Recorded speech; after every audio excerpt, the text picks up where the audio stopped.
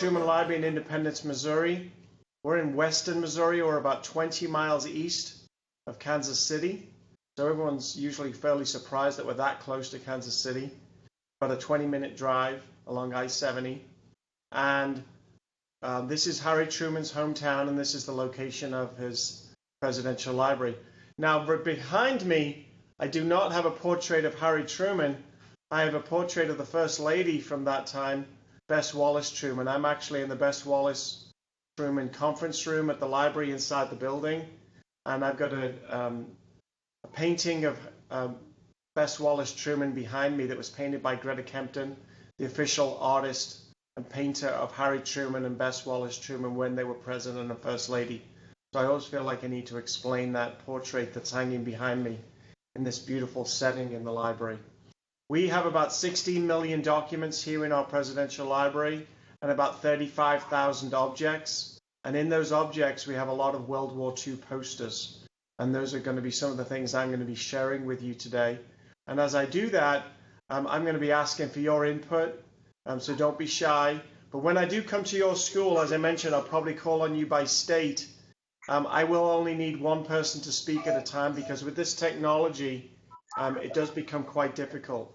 So what I'm going to ask you to do right now is, if all three sites could mute the microphones if they haven't done already, just so we don't get any extra noise. And then I'll call on each school in turn to get your feedback on particular posters I'm going to be showing you, and to get your information from you. And then I'll add some extra information in the middle, and then we'll wrap things up. So let me kind of show you what we're going to talk about today. We're going to talk about the issues that are important to the United States government in that time period, right during World War II, so between 1941 and 1945. We're going to talk about the issues that why they used posters and the issues that they tried to convince the American public about. We're going to talk about the role of men and women. We're going to talk about show you some anti-Japanese posters, because we happen to have a lot of those here at the Truman Library. President Truman is most well known for ending the war by dropping the atomic bombs on Japan. And so we have a number of anti-Japanese posters we can share with you. And then some posters by famous artists. So I'm going to just switch to some of the posters now. I'm going to see if I can get my technology to cooperate with me. And you'll see one poster up there, and then the items that I just discussed that we're going to talk about, those issues that were important to the government, the role of men and women, anti-Japanese posters, and then discuss some posters by famous artists. Let's go with that last one. I'm going to pick a state at random. Let's go to Cleveland, I think, Ohio anyway, close to Cleveland, right? And Akron in Ohio. Let's go to the Ohio school. And anybody there recognize who this poster that you see, who the artist or author might have been for this particular poster? Does that style look familiar? So in Ohio, if you'd like to unmute and then give me a clue to who you think that might be. Dr. Seuss. Dr. Seuss, very recognizable. Way to go. Thank you. Very easy one to start with today. I'm going to show you some more posters and cartoons by Dr. Seuss. Dr. Seuss was actually commissioned by the Office of War Information to help create some propaganda posters during World War II. So that's usually a good tie-in to some of those more famous things, you know, the children's books that he wrote. He was actually one of many famous artists that was commissioned by the government to create posters to help with World War II. And we'll see some more of his posters later on. Some of them might be quite surprising. So I'm going to put Philadelphia, I think it was, Pennsylvania anyway. I think you're near Reading, if I got my geography correct. Pennsylvania, you're going to be on the clock here. I'm going to show a poster here in a minute, and then I'm going to ask you to see what you can tell me about it, what you notice in the poster. So let me go to the next one, and hopefully we'll be able to continue this interactivity. So let me give you a second in Pennsylvania to look at this poster, and hopefully it's coming through nice and clear for you. And then if I could get a volunteer student in Pennsylvania to tell me the answer to the question really is, what do you notice in this poster that you'd like to share with me? So anybody in Pennsylvania?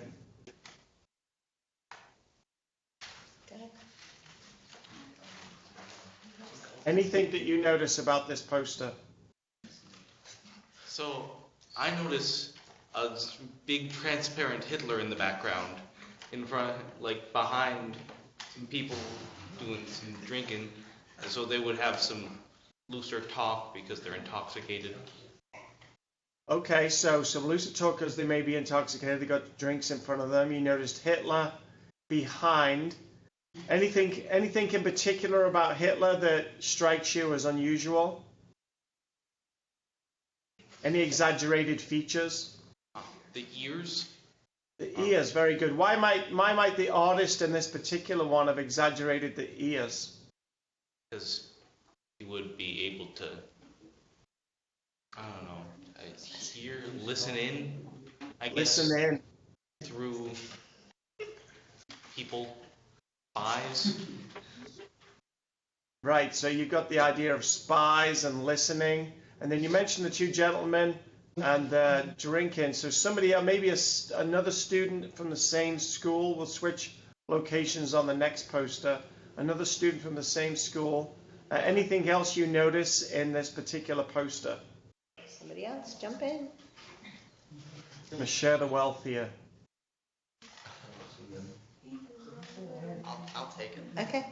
Well, they look like average working men of America, you know, got the bib overalls, so they're probably like farmers, and they're like spreading the information of America, you know, like what's happening. Very good, thank you. And then what would you say is the message of the poster? What is the creator of the poster? What message are they trying to send? Don't gossip, it's bad. Don't gossip. What might that lead to? Giving up secrets about your country, like farming techniques or something like that. I don't know. Like food shortages. Very good. So between the two of you, you've kind of nailed that. You've got Hitler in the background listening in with a larger ear. You've got the two working men talking. There's a line of white text there that's really hard to read. So can you guys read that, or should I read that for you? Right below the glasses. Can you read that for us? Yeah, absolutely. It says in white the "Don't be a dope and spread inside dope." So modern day language, we don't really use that word that way, right? Dope is a completely different meaning now. But it's "Don't be a dope." What would be a synonym for dope today? Schmuck. Schmuck or idiot or something like that, right? And then spreading inside dope just means inside what? Information. Absolutely. So don't be dumb. Don't spread inside information. Is the kind of like a subheading. So you guys did a great job with that. So thank you very much. We're going to move on to another school in a moment. But if you'd like to mute again, that'd be great. But I much appreciate your participation. Then we'll move on to the next poster and some information about what the U.S. government was trying to do. So that was just kind of a warm-up exercise, and you guys did a great job with that. The government was using posters like this throughout the war for a number of different reasons. The first one we just looked at, wartime security. Security, whether it was in the factories, in the farms across the country, arms buildup, any kind of war effort they didn't want the enemy to know about.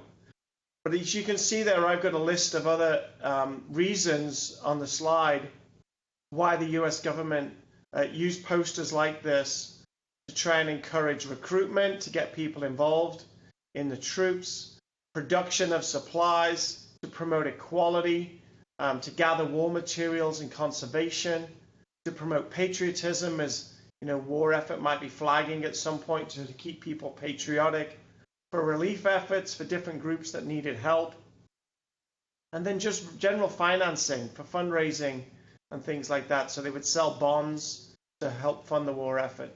So we're going to start with that one. And I think that we're going to go to Wisconsin next. So you be ready. I'm going to show you a poster in Wisconsin. We're going to look at two here in a moment, and you guys are going to be looking at the one on the left. I want you to take a couple of minutes to study that in Wisconsin, and then I'm going to ask you what you notice in this poster on the left, which relates to financing, is the theme for this one, which was the last on this list. So in Wisconsin, what do you notice about this particular poster? The one on the left of the two that are on the slide. What do you notice, Jacob? I noticed that the two hands are the Axis countries, and it seems like they're trying to like either take the baby or take like our women and children, you know, and we should buy victory bonds to support the war effort to get rid of those hands or the countries trying to attack us. Let me just do a quick follow-up. That was great information. You nailed it. What makes you say that those are the Allied? You're correct, but what makes you say that those are the Axis powers on the hands? The flags that are like within the hands. So what symbols do you see there? Like the swastika for Nazi Germany. Correct. And the rising sun. And the rising sun. And you may have got some help there, but I can forgive that because I can't see. It's okay. With this technology, it's, you know, I can't see that detail, so that's all good. And that means you work cooperatively, so that's even better. So you're exactly right. You've got these hands, and then what wording do we have on the poster to help us kind of interpret that poster? Keep these hands off. Keep these hands off, and then as you mentioned, the action there is to buy the victory bonds. Great job there. We're going to switch. That was we were in Wisconsin then, I think. I'm going to get all my states confused, I think, this afternoon. We're going to switch to Ohio, and we're going to look at the one on the right. Same slide, but the poster on the right. So in Ohio, what do you notice on this poster on the right? There's a person climbing on top of something. Somebody climbing on top of something. Anything else that you notice?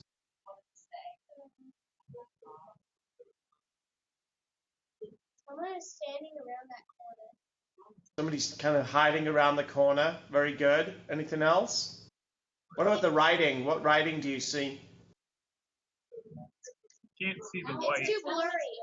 Okay, the white's too blurry. So the white part at the top, and it's also in cursive, so it's a little trickier. It says, hasten the homecoming. So what does that mean? Yeah, it just fixed a little bit. It says, hasten the homecoming. What does that phrase mean? What does that mean? Hasten what? It's an unusual word. Go ahead. Make the soldiers come home faster. Make the soldiers come home faster. So what again is the same tagline for this one? How are we going to get the soldiers home faster? Buy victory bonds. To buy the victory bonds. And then you see the family, there's a house there in some kind of ill repair. We don't know if it's been damaged in the war or if they're fixing it up. And then you see the soldier kind of in the foreground coming home, kind of in uniform.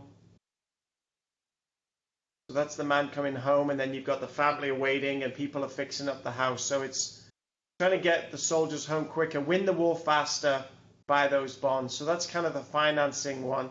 The next one we're going to go to equality, and I think we're going to be back in Pennsylvania if I've got my order correct.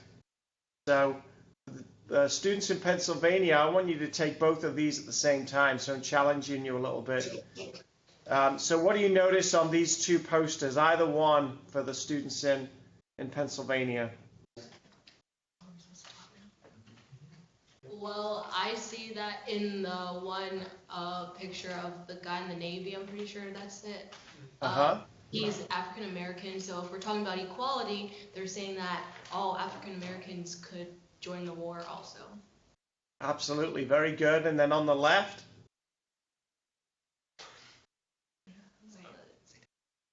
Yeah, I can't see that one. Is it hard to read that one? I apologize. I did say in this morning's presentation, I will be emailing the PowerPoint to all of the teachers so you can see some of the detail. The red writing around the side, you can probably see the banner that says Americans All, I would assume. Right. Around that, you've got a lot of last names: Kelly, Williams, Santini, Schmidt, Du Bois, Nietzschewicz, Cohen. What are those last names representing, do you think, that I just read off to you? They're all different ethnicities. So All different ethnicities, right? we're talking about to get everyone that we have here, even if they're from a different ethnicity than you are, to get them into the armed forces as well. Very good, excellent. And then there's a quote at the bottom, and you probably can't read that, from FDR, where he talks about employees and coming from different backgrounds, all working together, coming together despite their race, creed, color, original origin. So all different immigrant backgrounds, all coming together for the war effort. Let's talk a little more about the poster on the right. What else can you tell me about the poster on the right? You mentioned a sailor, you mentioned an African American. What is he wearing on his chest? A medal. A medal. Okay, so he's wearing a medal. And go ahead, I think someone was going to say something. Maybe not. What's the caption on that one? Above and beyond the call of duty. Above and beyond the call of duty. And so this was an appeal to have more African Americans involved in the different services of the military, in this case, the Navy. Interestingly, just as a side note, by the end of World War II, the United States troops were still fighting in segregated units. So actually, although African Americans were in the branches of the military, they actually fought in segregated units in that time. It wasn't for another 3 years until President Truman did an executive order in 1948, July of 1948, integrating the military, all branches of the military. So in World War II, despite the fact they were fighting against the Nazis and against the Japanese, the troops were actually segregated. So this issue of equality became more and more important. And actually, once World War II was over, African Americans were calling for integration, and by the end of World War II. So that's kind of an interesting one that they would use that. I think we're going to go. I think we'll go to Ohio next, and I may have gone out of order, and that's okay. We'll get around back to everyone. In Ohio, I'm going to show you two posters with the subheading of conservation. So in Ohio, what do you notice in these two posters? Either one. Any volunteers in Ohio? On the left one, it says, the left one, it's talking about explosives, and I think that's a cannon right there. I could get you to talk a little bit louder or closer to the microphone. There's like a cannon, and it says safe waste bats for explosives. Very good. And then the one on the right? It's a plane crashing, probably. Okay, so is there any symbolism there on the plane that might indicate what country that plane is from?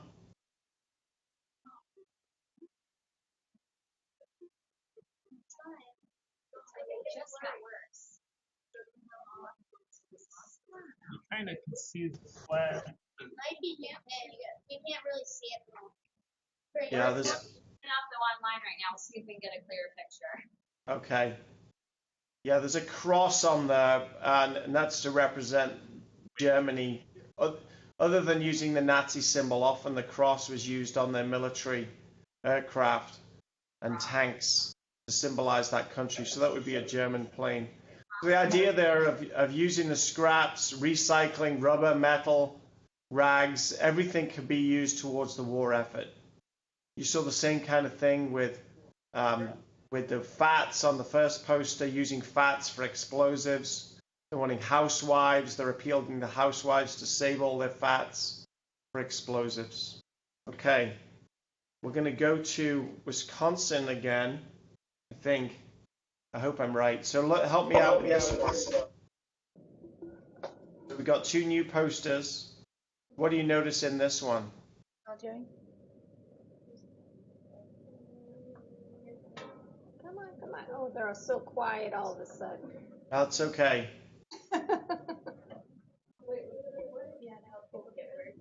I'm sure there's extra credit for a really good question. Jackie, what's the message on the left telling us to do, or telling people to do?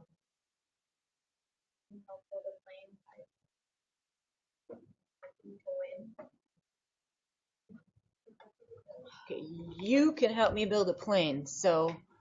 Probably like working to help towards the win. Zach, you're up close. Can you read the words on the bottom of that poster for us? Working to win. Yes.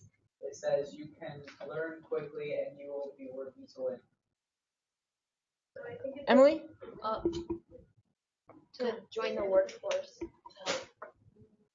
The work. Were you able to hear that?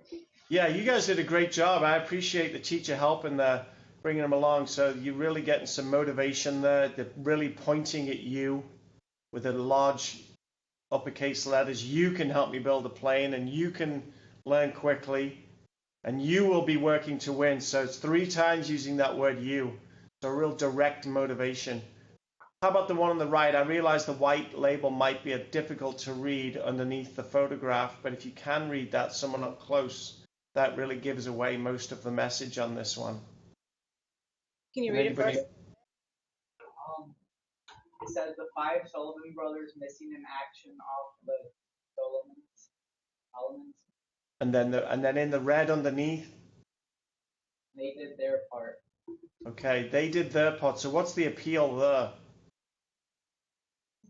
How are they motivating you? Go ahead, Emily. It's like motivating you to work because they're in war and like doing their part, so we should do ours to like help them.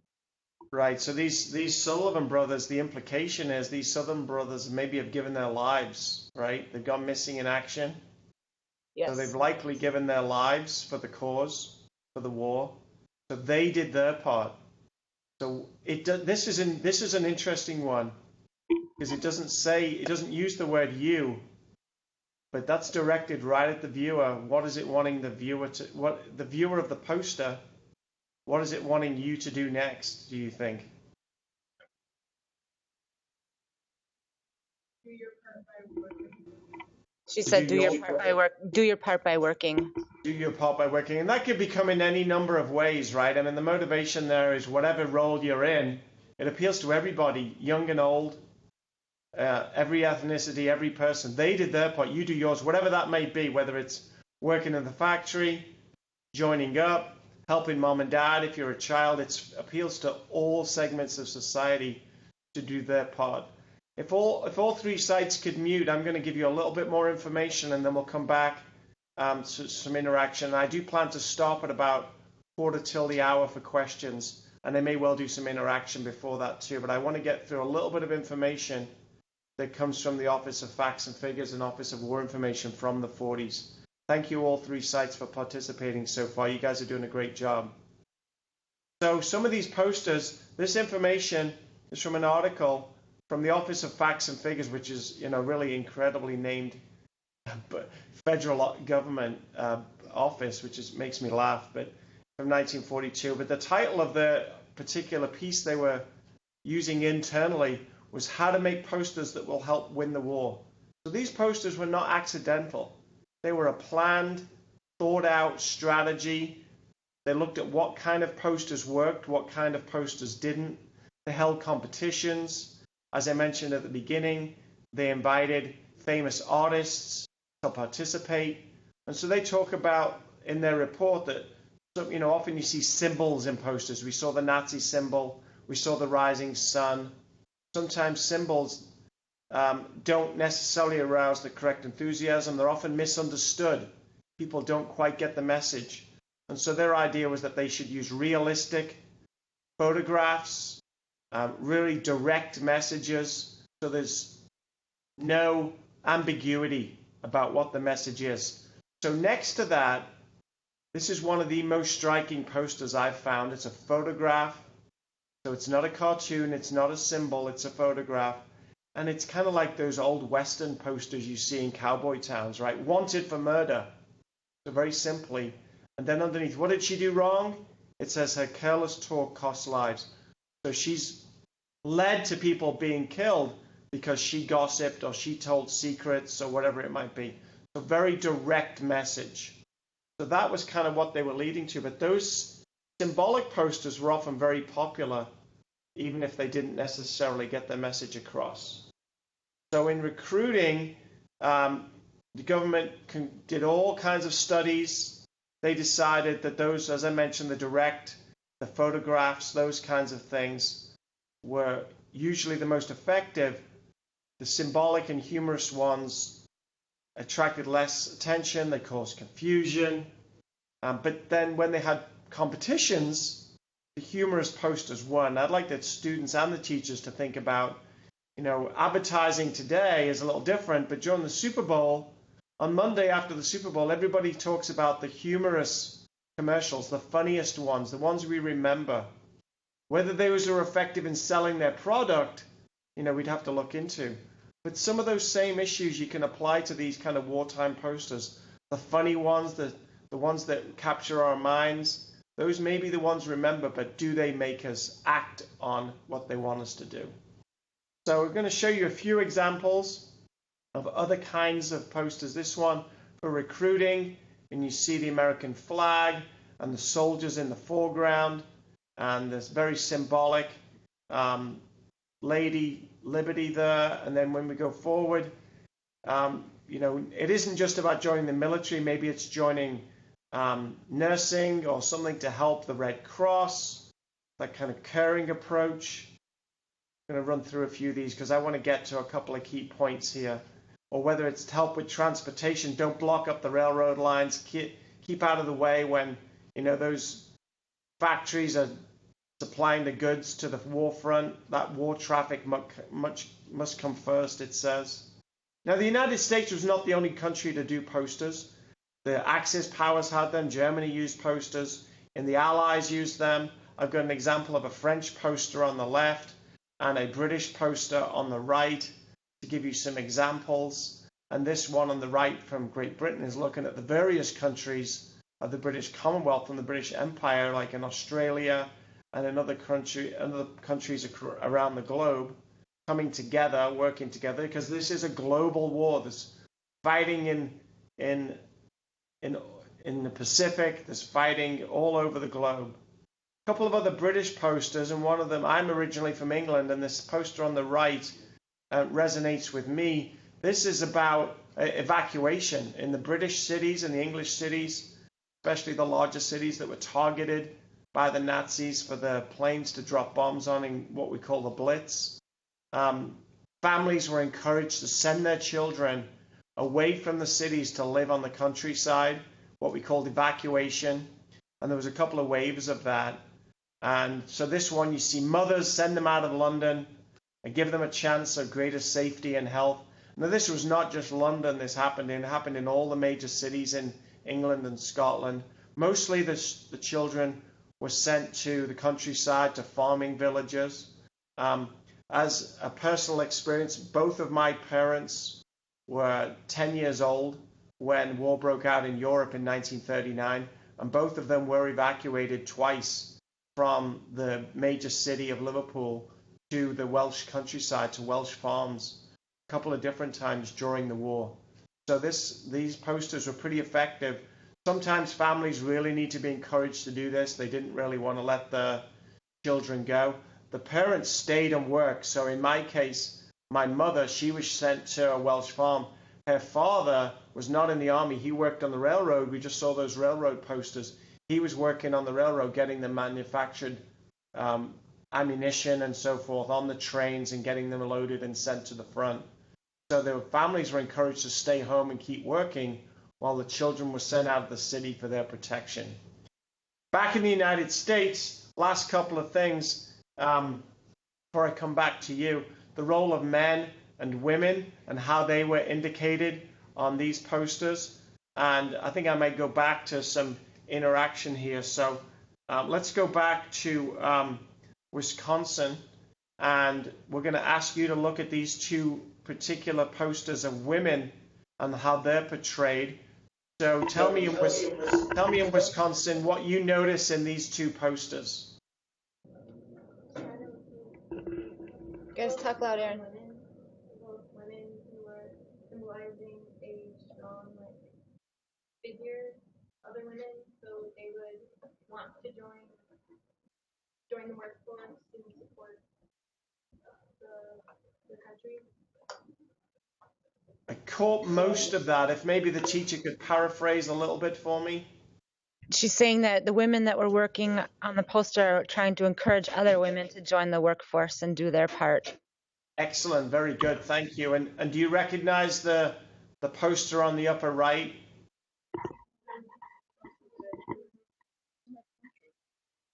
Did you get that? I did not. Rosie the Riveter. Rosie the Riveter. So you've got that very famous poster, and there's a whole interesting backstory about that, about the original model for that poster and so on. It's a whole history lesson in of itself, a whole other presentation. But the strong women working in the factories, you've got women working in office pools and things, but really encouraging, as you said very rightly, encouraging other women to get involved, to persuade people to get involved. Very patriotic, strong, encouraging other women. Okay, we're going to switch to Ohio, and you can take on the men. So what do you notice about the role of men in these two posters in Ohio? What do we see here, guys? It's like the men are like holding the weapons, actually fighting. And how are they portrayed? Do you think they really dress like that? No. So what do you notice?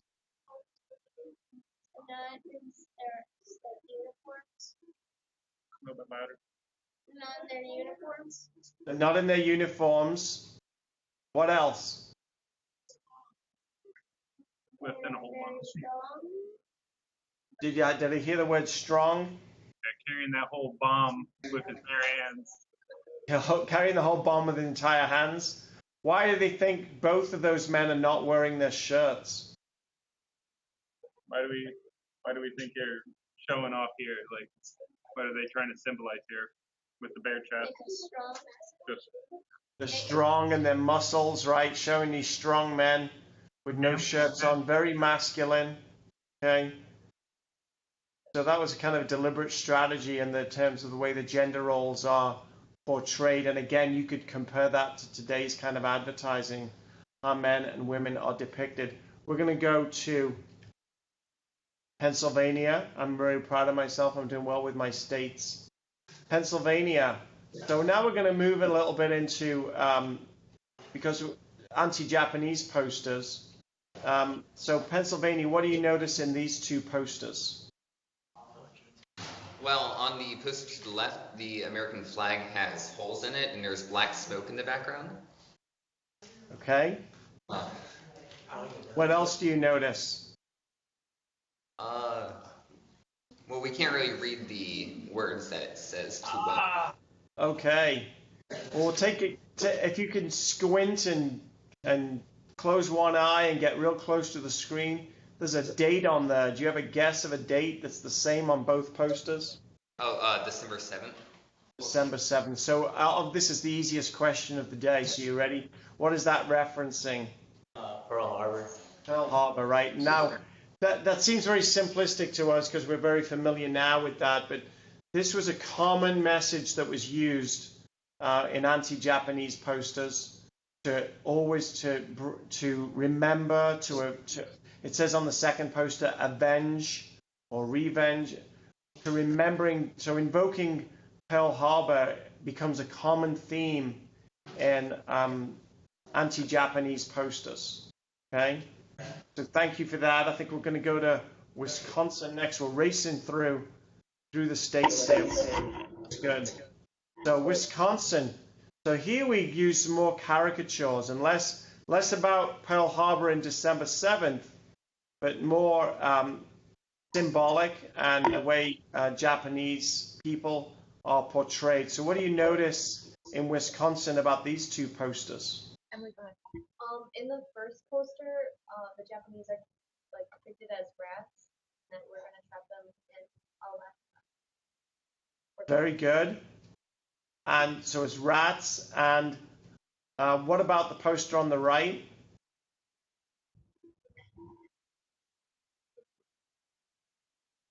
What do you notice on the poster on the right? It looks like a Japanese power, like a Japanese person of authority, and it seems like it's going back to the like keeping us like don't talk like a lot because like they can hear us. So, like he's interested in like what we have to say about the war, and like if he overhears something that he'll know like our plans. Very good. Now I want you to try. The reason I've got two on there, I want you to compare them a little bit.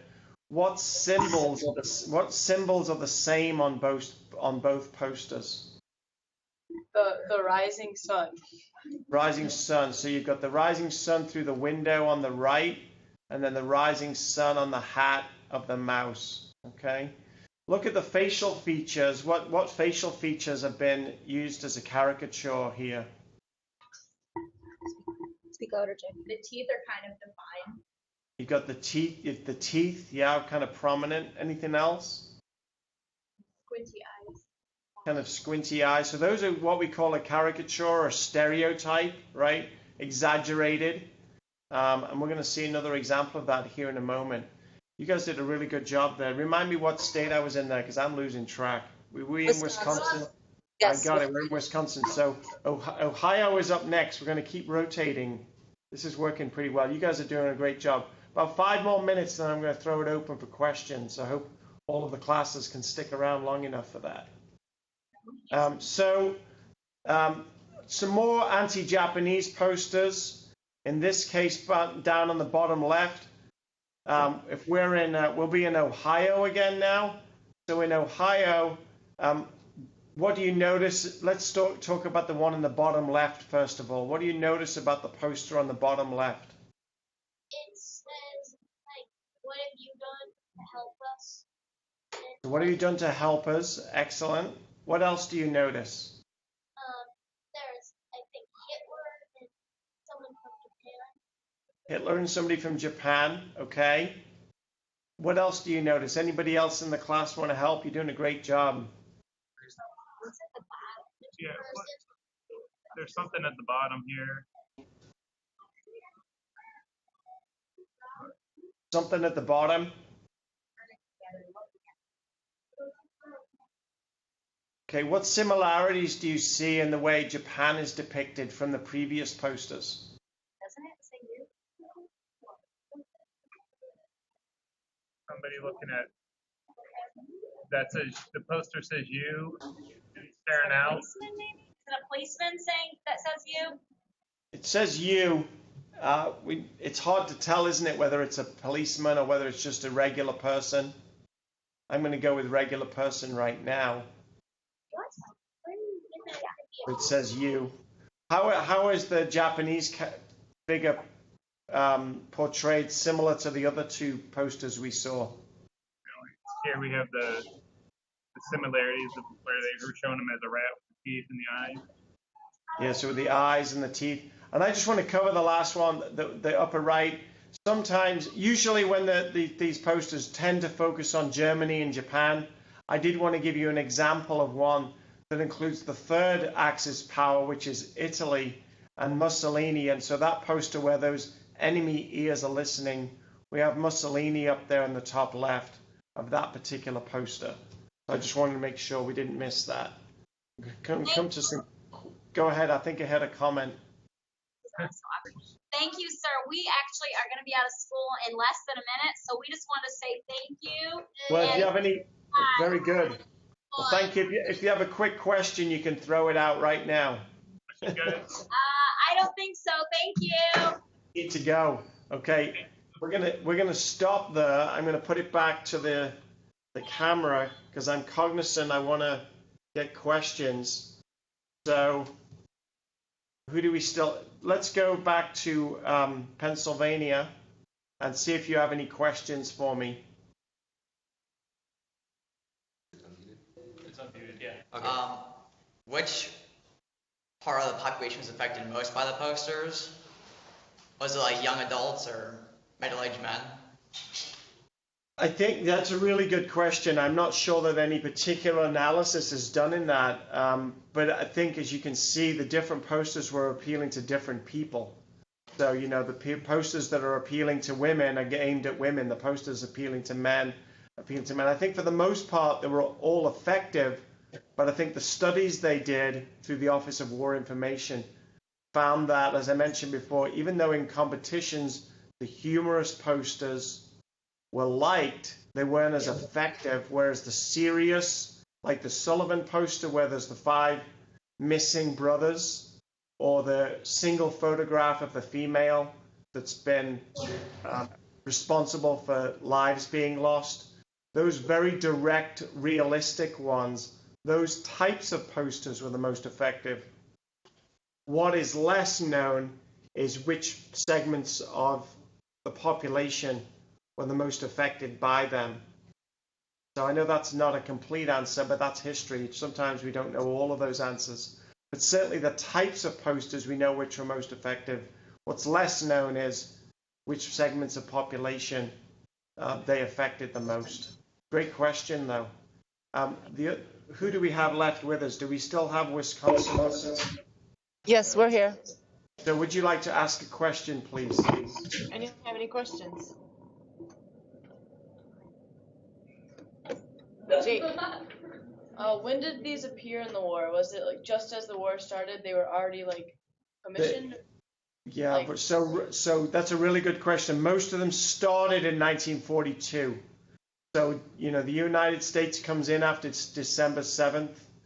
There's already an effort before the United States is in the war to support the Allies, support the Lend-Lease Act, to support the British. So there have been relief posters and posters to help the British. And so some of that's happening, but then to officially help with the war, it starts pretty quickly after Pearl Harbor in late 1941, and in 1942 it goes into full gear, so to speak. So that's a really good question. You did have some Americans fighting in the war prior to 1941. So you had American pilots who, it was illegal, but they went over and joined the British pilots and flew in the RAF, and joined the Canadian pilots. And so some people kind of did it surreptitiously, you know, join the Allies, but then the United States didn't officially get involved until after Pearl Harbor. Really good question. I think we just have the 2 locations left, so maybe a couple more questions. Do you have any more questions in Wisconsin? Anyone else? Were there like specific places they would put the posters up to try to get more attention from them? Yeah, so they'd often be inside of buildings like government offices and things like that, certainly post offices. A little less than you might imagine on the streets and things, but certainly insides of buildings, places of work, certainly every federal building, every government building, post offices, things like that. So they would be very noticeable and very widely distributed. That was a really good question. Let's go. Thank you for your questions in Wisconsin. We're going to switch to Pennsylvania and maybe get a last couple of questions from you. Yeah, why do you think the use of the propaganda poster for wars has gone down over the years? Like after World War II, there wasn't as many. Like now, there's not as many propaganda posters like targeting a certain group. And, I think it's the change in technology, the change in medium, television in particular, of course now the internet, but certainly the recruitment. You know, you see advertising on TV for recruitment for like the Army, the Navy, things like that. You go to a college visit, you'll see college recruitment, to try and get college scholarships by joining the military and things like that. So the strategies have changed in terms of marketing, in terms of recruitment for the Army.